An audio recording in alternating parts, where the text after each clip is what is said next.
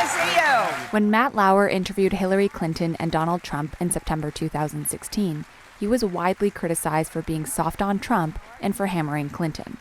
The word judgment has been used a lot around you, Secretary Clinton, over the last year and a half, and in particular concerning your use of your personal email. You were communicating on highly sensitive topics.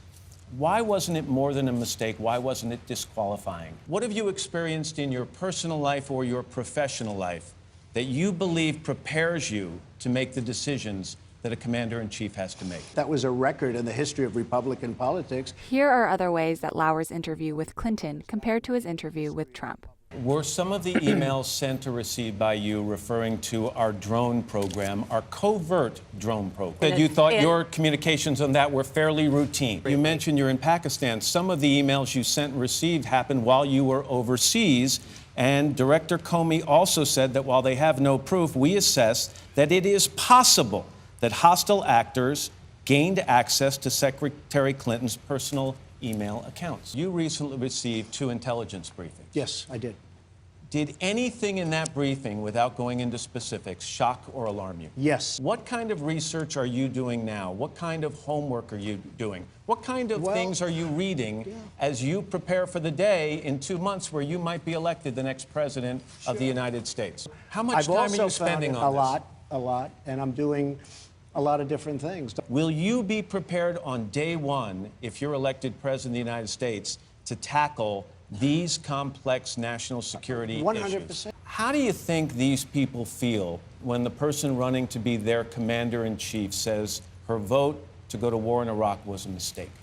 Look, I was not against the war in Iraq. I was totally against the war in Iraq.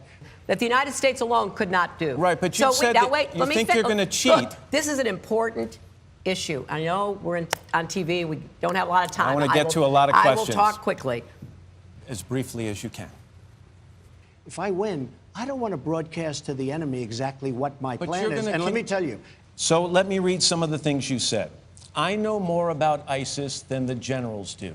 Believe me. Was that the truth? Well, the generals under Barack Obama and Hillary Clinton have not been successful. Do you know more about ISIS than they do? I think under the leadership of Barack Obama and Hillary Clinton, the generals have been reduced to rubble.